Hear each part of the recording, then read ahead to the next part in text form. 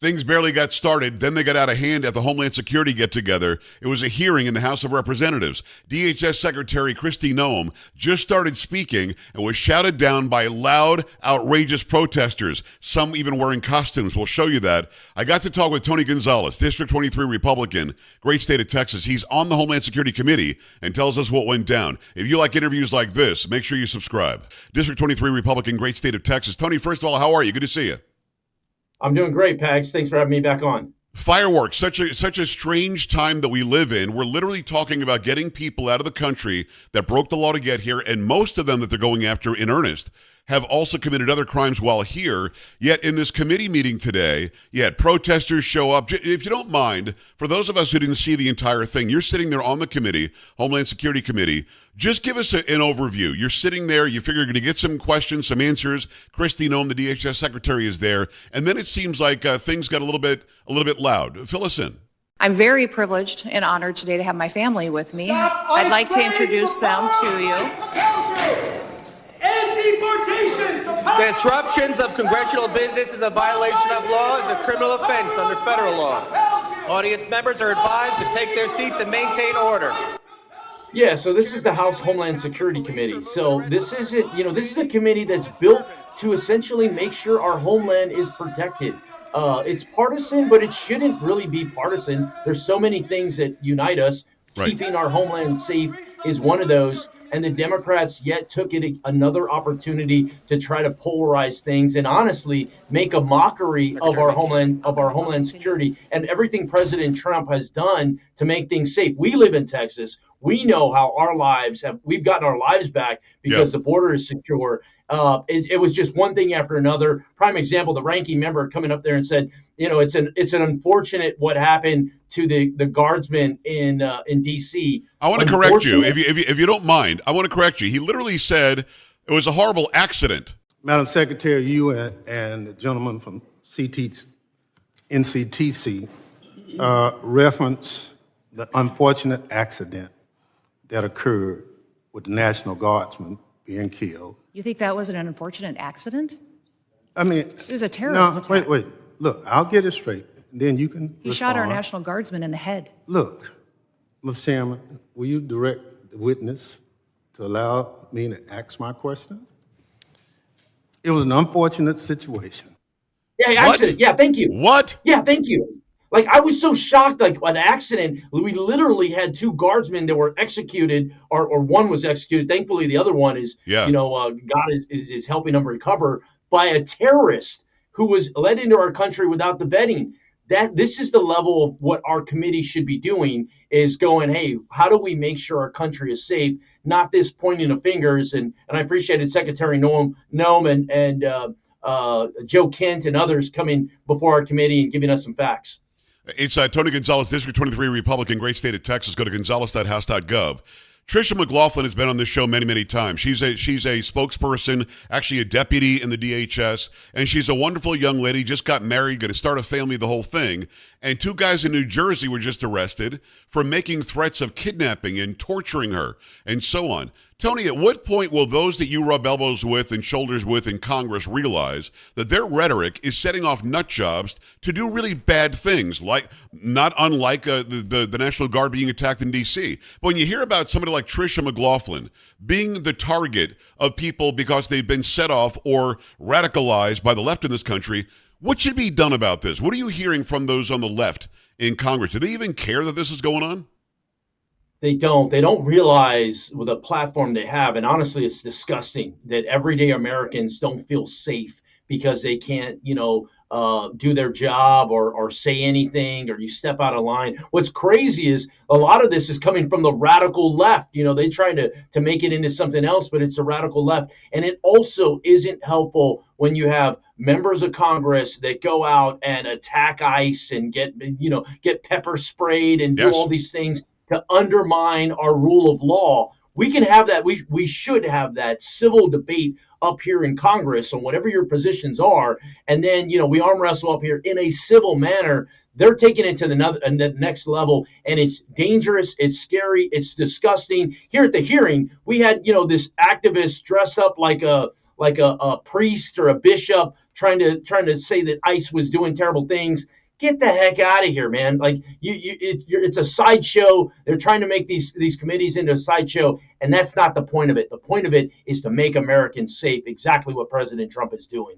On the Homeland Security Committee, it is Tony Gonzales, U.S. Representative, District 23, right here, the great state of Texas, the largest border district that we have in this entire country. Tony, I was watching some of the video. I don't know if this is before Secretary Noem testified or after, but she's walking in the hall to meet with a mother of a child that was killed by an illegal alien.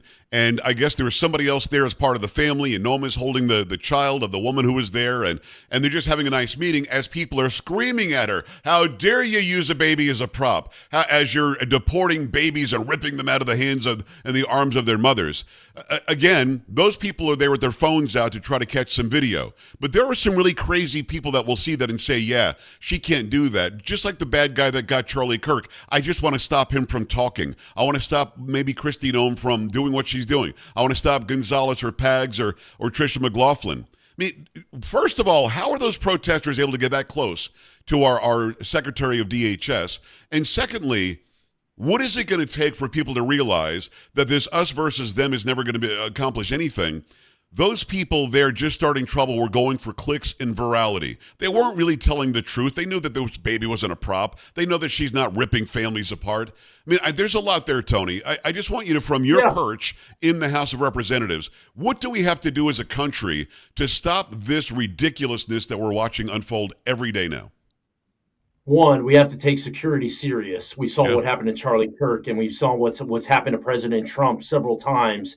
This is a real threat, oftentimes coming from the left. So we have to take that serious. Two is we all have a responsibility to make sure that our political rhetoric lines up and isn't in the dangerous zone, where here we are inciting violence and riots and other things. My hat goes off to Secretary Noem because her husband was there, her two children were there. It was just pretty amazing. I told her afterwards, I mean, to have your family sit right by you when you're having this hearing that was, some of us were trying to have facts and bring up certain points, but a lot of it was some of the sideshow. For her to do that, it just goes to show, I thank them during my time. They're patriots. They're putting the country above everything else, and she is serving, Joe Kent is serving, others in the administration are serving, and they're not allowing these leftists to slow us down. Charlie Kirk wouldn't want that. And I'll give you an example. I went to the University of Texas, and I spoke for an hour. It was this, I called it an away game. This liberal setting. I mean, there wasn't a Republican in the room, and it was no different than you and I having a conversation. That's what we have to do. We can't allow the left to silence our conservatism in any form or fashion. I couldn't agree more. So let's get away from the sideshow for a second. Let's talk about what was actually presented today. Give me the big takeaway. I wasn't there for the hours that was going on. I didn't see the entire testimony from Kristi Noem. If I didn't see that and you just wanted to fill me in nutshell, what do you walk away with? Are you feeling good about the effort that's going on? Did she give you some numbers, some names, some activities that are going on? Just fill us in. Three things. I'd say three things really stood out to me.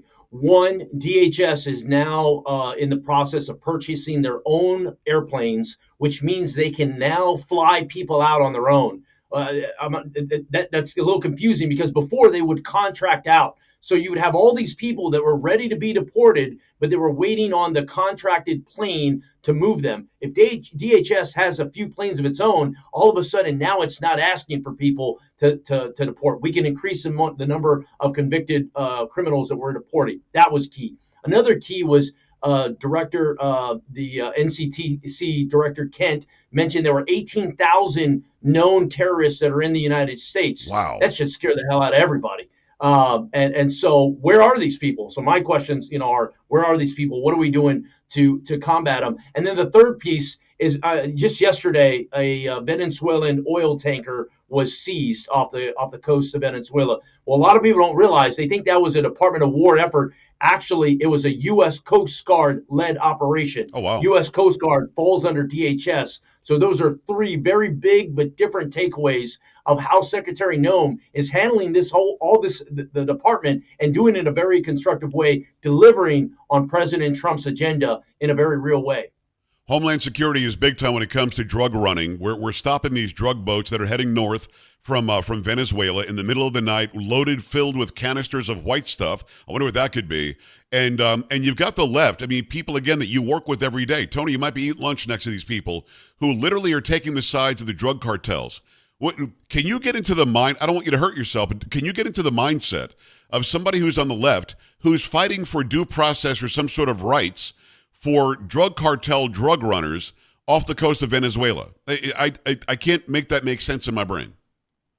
Yeah, and you know what? This is a conclusion I've come to, and I've only been in Congress 5 years, but it's long enough for me to realize not everybody is playing for Team America, and it was really hard for me to understand that because I'm a military guy. I've worked with all different types of people, but we always had the same goal in mind: a strong United States. And what I've learned up here is there are people not on our team. They're just not, and they have no business being in Congress. They have no business basically representing the American people. There's a lot of those folks. And so I think what is happening is they're being exposed. Is you're going, wait a second, how do you defend the actions of somebody that goes out and murders National Guardsmen? How do you defend the actions of an illegal alien that killed an American citizen? These are indefensible things, or the fentanyl that has been pouring into our country. President Trump was successfully elected because he was very firm and said, hey, look, I'm going to stop the poisoning of our children. That's what he's doing. So I've just come to learn that there are some people within our government that aren't for our government. And those are the ones that they need to be replaced, and they need to be held accountable. District 23, Republican, great state of Texas. It's Tony Gonzales. Tony, you've got a lot of people coming in from Afghanistan. This guy who was allegedly one of our allies in Afghanistan, and then he accidentally shot 2 National Guards members. If you believe, what's the guy's name? Benny Johnson, who said that today. You've got these people coming here that we really don't have the ability to vet. I think you and I would agree there is no, internal system of vetting in Afghanistan in the mountains there. The warlords are not, and the Taliban, they're not sharing information with us on who these people are. How exactly would we know who these people are who are coming here from third world countries that don't have the technology to even tell us the people's name compared to their fingerprints? I mean, a lot of unvetted people are here, aren't they? They are. I mean, to the tune of tens of thousands, even millions. Really, you're getting into the millions. I mean, I'm a retired Navy Master Chief. Yes. I served 20 years in the military. I served 5 years in Afghanistan. I have never been more upset than when Joe Biden did that failed how we exited Afghanistan. I was furious. I mean, I literally spent my entire adult life fighting terrorism, and then here he just rips it away. And then I have fought for those that have fought alongside us. I'm really hard, But what had happened is they just let everybody in without being vetted. And it reminded me, and I mentioned this in the hearing, and specifically to Joe Ken, who's the director of the counterterrorism there. Right. I specifically mentioned a lot of times for those of us that served in Iraq and Afghanistan, we felt more at danger when we were eating at the chow hall, because we didn't know who was in there than when we were outside the wire. Crazy. Because we knew we were around our brothers and sisters. I say that because just because you've been vetted once doesn't mean you're a great person. Like, this is an ongoing thing. And another takeaway that I got was Secretary Noem was going to go back through and make sure that these folks that are here are indeed vetted again or vetted for the first time. To me, that saves American lives. Because just because somebody was vetted on the battlefield doesn't mean they're vetted to be an American citizen or be living here in our country in the same manner. I know that you had a hard out today. Do you have time for one more question or not, Tony? Yeah, let's do it. Okay, the CCP, the Chinese Communist Party, is sitting back and loving this. They're rubbing their hands. They're seeing protests in the United States, military members attacked. We're worried about drugs off of Venezuela. We're worried about all sorts of stuff. The Afghan so-called allies that are now maybe not our allies. There is a lot of upheaval and a lot of major stories that have our attention that aren't the Chinese Communist Party. Am I right when I say this is their prime time to, at least through cyber means, to try to attack the United States? And are we up on that? Are we watching them? You're spot on. General Flynn has a conference that's kind of going on here in Washington, and one of those is to essentially talk about the Pacific region and our partners and our allies, and essentially, are we doing enough? Are we doing enough to combat those that are actively trying to poison, kill us, divide us? And I've always thought this, Pags. You can never defeat the United States heads up. We're just too hard a people. It would always be from the inside out. And that's what I see our adversaries are doing. They're pitting us against one another. They're trying to make us, hate and divide, and honestly go out and do very atrocious things to one another. Yes. We can't fall for that. And with the technology, with AI, I mean, we're going to get to a point where we're not going to know what's real, what's not real, and with the cyber attacks that are happening, the way we consume information is different as well. And so we have to be not only arm ourselves, we have to arm our children, and we have to protect our children from this poison, this media poison, if you will. And the last thing I'll say is, I love how President Trump has just turned the cart upside down and has said, we're not going to allow legacy media to be, to be the propaganda tool of this country. We want we are for the people, of the people, and we want that voice to be heard. And so I think that's what part of it is. The way we combat against China is we have very real conversations at a very real level. And we use very real information. I don't want to get into the weeds very on real it. Information. Right. I don't want to get into the weeds on it because you're frankly out of time. But there was a recent time where you gave a good long interview that you answered every question about everything. And I saw a local media outlet the next day pretend like you weren't answering any questions about anything. So we have to defeat that by having conversations like this, like the one you had at UT, and like what President Trump is doing. He'll look at somebody and say, you're fake news. That's a ridiculous question. Yeah. What's your source? And I think if we hold their feet to the fire, Tony, we can get the truth at the end of the day, right? That's exactly right. And that was a point of today's Homeland Security hearing, is Secretary Noem saying, what do you mean I'm dodging, questions? What do you mean I'm dodging all these things? She goes, I've been more busy accomplishing all these different things. The Coast Guard coming to Texas and helping save American lives. I mean, it has been one thing after ending catch and release for Border Patrol. They've been absolutely incredible. Not to mention ICE attacks. She has dealt with so much underneath her to execute President Trump's agenda. She's done it successfully, and part of it is us doing our part in Congress to codify all the president's executive orders into law long term. I appreciate you being on top of this and getting all the real information from that committee out to us, because I think the headlines are going to be those who are yelling and screaming and starting trouble and being stupid. But we have to walk away with the fact that we gained a lot of really good information today. And Tony, I appreciate you jumping in the chair on short notice. It's U.S. Representative Tony Gonzales. Come back again soon, my friend. Thanks, Bags. All right, brother. We're back after this. Stay right here.